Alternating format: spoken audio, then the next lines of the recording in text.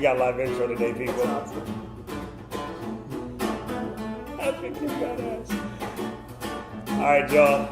Welcome to another edition of Nonstop Tech live intro. Compliments of Mr. John LeBlanc. You can find him on my 4 iPhones, 1 guitar video. Excellent musician, kind of goofy guy, but I love him. He's a Red Sox fan like me. Anyway, so last week we had a missing episode because I might have accidentally deleted the card. I don't even know how. It wasn't even an on purpose thing. Oh God. The soundtrack for the show today is going to kill me. Anyway, so somehow I was doing something weird, accidentally deleted the card, and this is one of the reasons why you should just, as soon as you finish shooting, import, mark your stuff, don't leave everything untitled or image, and then get to work. But actually, I did it in the process of importing, so we're going to do something. Seems a little late, but it's still a little bit relevant, so we're going to talk briefly about some of the things we like about the new iPad, and a quick recommendation on whether you should stay put on your 2 or move up to the 3, and then we'll go through some quick tips, and then we'll do app choice. Is that it? All right, anyway, the thing I really forgot, I'm Doc, I'm your host, and these are the co-hosts. What's up, mister? Mister, I'm Jerome. How's it going? Jerome. And then we found this guy in Indiana, but we got a new host today, or co-host, because I'm in charge, damn it. Yeah. Doc's always in charge. I'm Mr. Tim. Mr. Tim. Well, no, my favorite is my niece. She FaceTimes me and she says, "I want to talk to the other kid," and she means Tim. But today she will remember his name. At 2 years old, she's like, "What Tim doing?" It's kind of cute. All right, so quick rundown on the iPad 3. How you liking it so far? Enjoying it. The only thing I don't like is it does take a little longer to charge than the original one.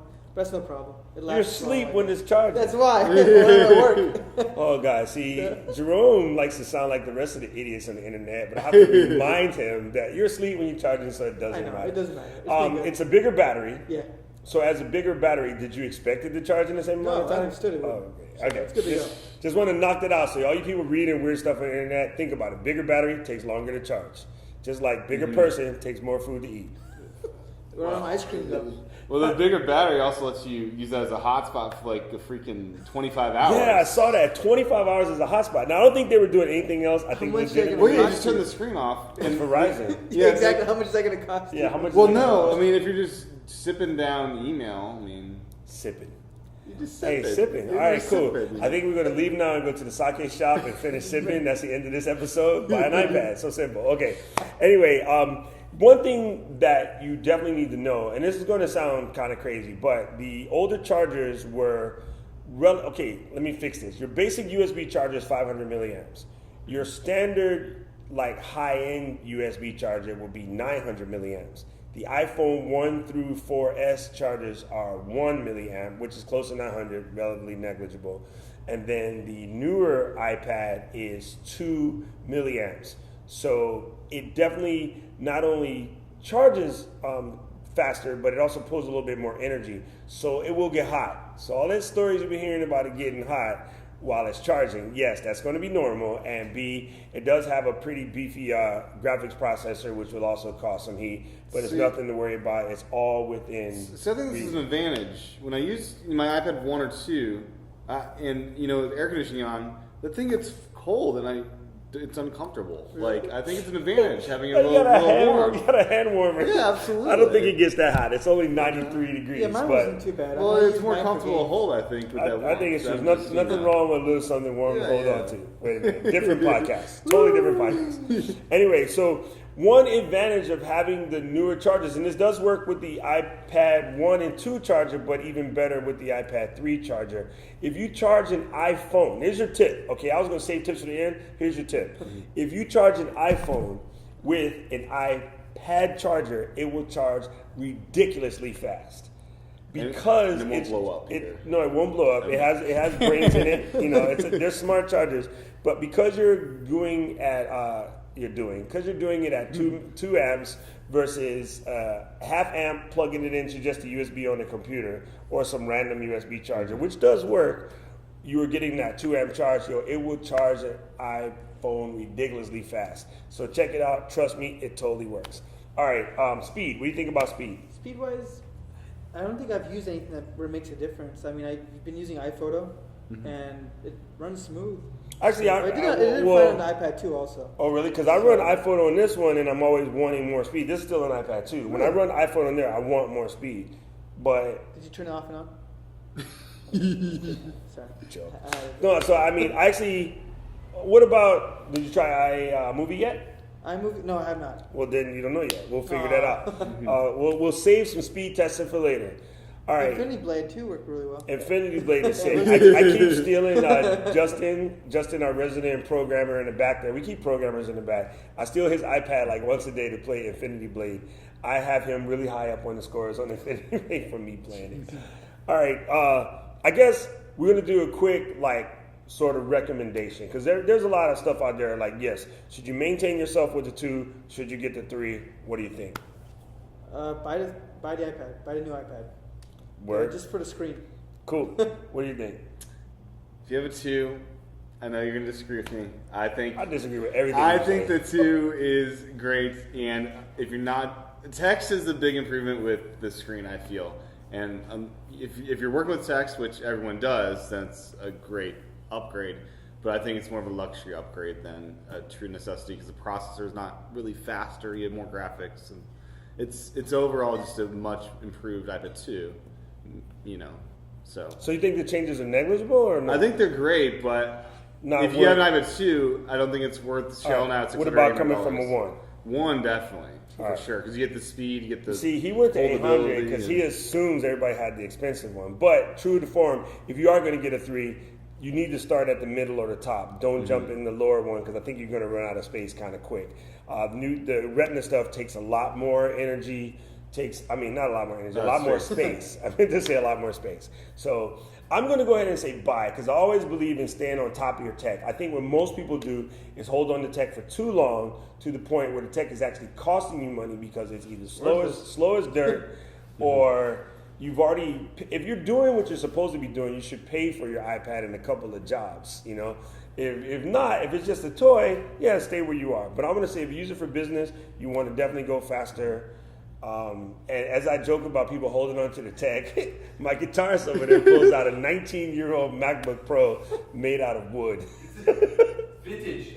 It's not a guitar, dude. It's a MacBook Pro. It's time to change it. Well, that MacBook Pro still has a Dell logo. So iPad 3, the new iPad, one of the reasons to buy it is if you're a Mac user, Air Display is going to be updated pretty soon, and you're going to have a 27-inch worth of pixels right there on your iPad as an external display. So you'll have the highest display for a Mac out there pretty much. And now when you look at 27-inch iMac screen, you're like, man, this is pixelated. Yeah, that's terrible. Okay, that's one quick thing to bring up. Have you noticed when you go to a site with kind of crummy graphics that it looks super bad on a magazines? display? All my magazine subscriptions are horrible. Really? The text is good because. Did you try Five Magazine by Rio Ferdinand, Manchester United? Check out 5 Mag. It's free. It's one of the absolute sickest implementations of a e-magazine I've ever seen. 5 Mag. It's beautiful. It's totally free. All right, so let's do an app or a tip or both. You're a good tip guy. We got any tip. It could be Mac, it could be PC, it could be iOS, it could be web app, whatever. So give me a tip.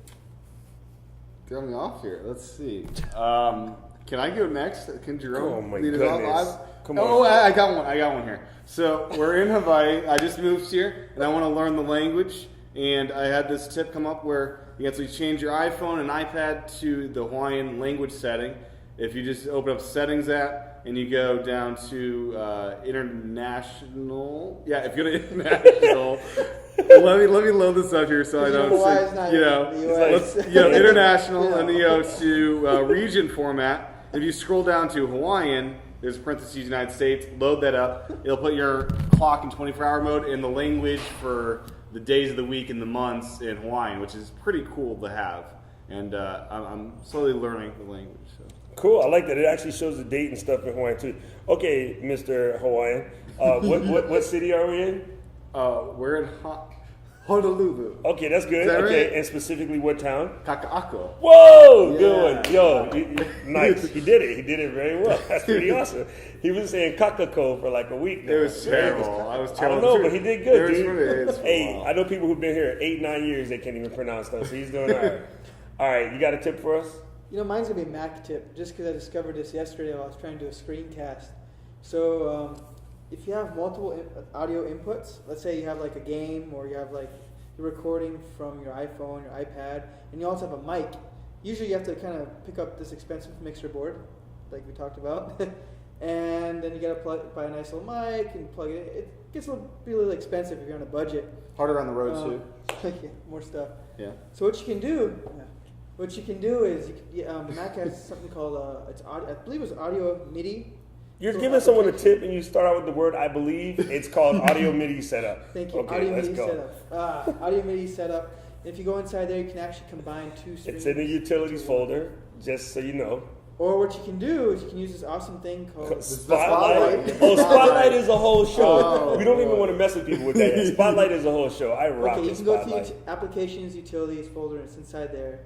What you can do is you can actually take two different audio streams, like from your mic and from another input, put it together into one, and you can record both of them versus just one at a time, because it's kind of cool. I discovered it yesterday. It made me happy. That's very cool. You can basically build a custom audio source. And does that work well with like your piezo thing that you're playing around with? I haven't tried it with the piezo yet. I've only tried it with like my iPad, my iPhone, and then just the Yeti USB mic that I have. The Yeti USB mic. Okay, I'm gonna give you a pro tip. When you're using an iPad, and say you have Safari open, this is being able to show this is not going to work. I might have to screen cap it and cut it in. Say you have Safari open and you have a bunch of tabs going. A lot of times in moving tabs around, you accidentally close a tab. So what a lot of people do is come over to the arrow and press plus, and then they'll type in the top and they'll retype in the tab that they just closed. Well, pro tip: take your finger, this little dude right here, index, never mind, any one of them. Hold down the plus key, just press and hold, and it will show you your recently closed tabs. Nice. So then you can reach over here and I can tap on log into Foursquare. I don't know why I was at log into Foursquare. Maybe Aaron Landry was playing with my iPad. And then you can just jump back to any of your recently closed tab.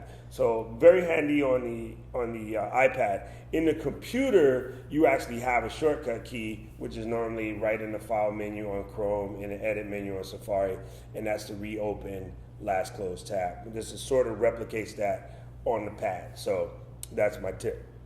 All right, we did tips. Now you got to do an app. What's your app pick?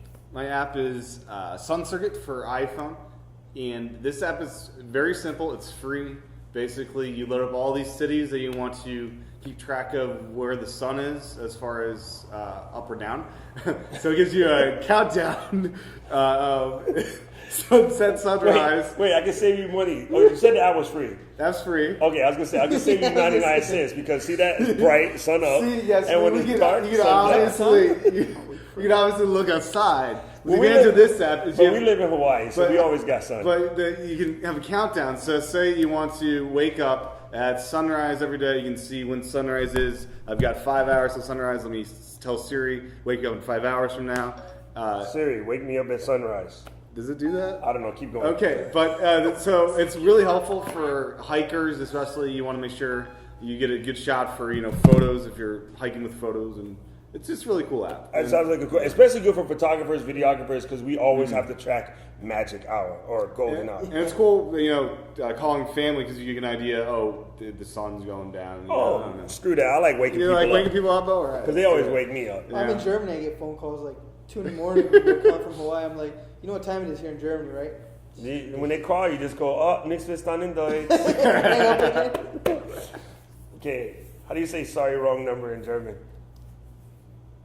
Oh crap! I had to think about it. You say, "Oh crap," your grandma will slap Sie you. haben die falsche Nummer angerufen. Schlag me mit Yeah, shut up. Come on. Hi, So my pick is gonna be a game, as always. Jerome. Hey, come on. Jerome in the game, right? Eh, Sasagadi Jerome Koda. So Angry Birds Space. If you're not hooked already, I don't think I even have to explain what this game's about. But it's, Are you really suggesting people play more Angry Birds? yes, it's good. Okay. You're, yeah.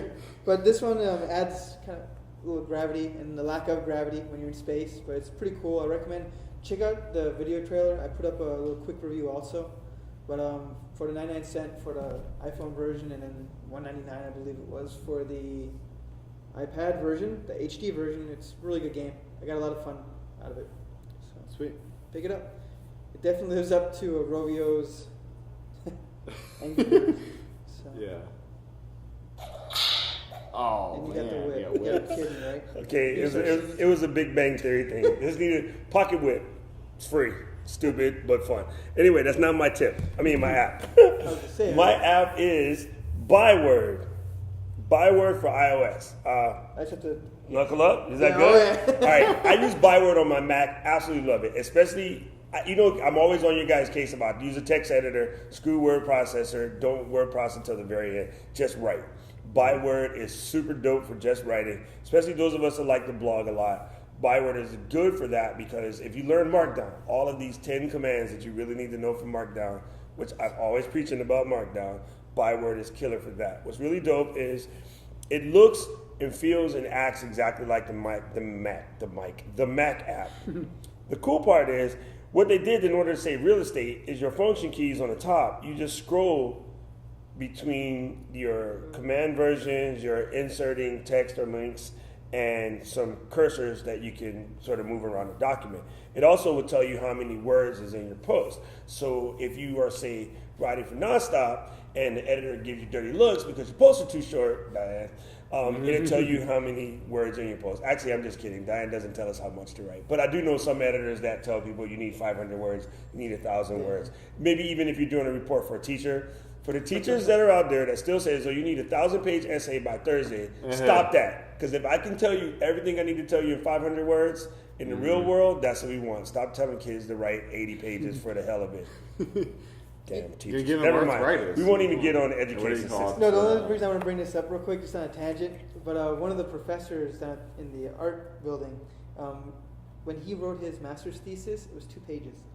2 pages. That's And how. then Shiori was like, can I do that too? And he was like, no, things have changed. I was like, oh. So, just saying. That is funny. Well, actually, I had a guy roll in, and he wanted to show us a business plan for something he wanted us to help incubate here at the greenhouse. His entire business plan fit on a piece of manila folder about X big. That's focused. And I was like, dude, best business plan I've ever seen. Never mind 84 pages of crap. He knew exactly what he wanted, and it was brilliant. But you know what? It actually covered all the points. There you go. And I just thought it was super excellent. That's not going to work for most businesses, but for this one, it's perfect.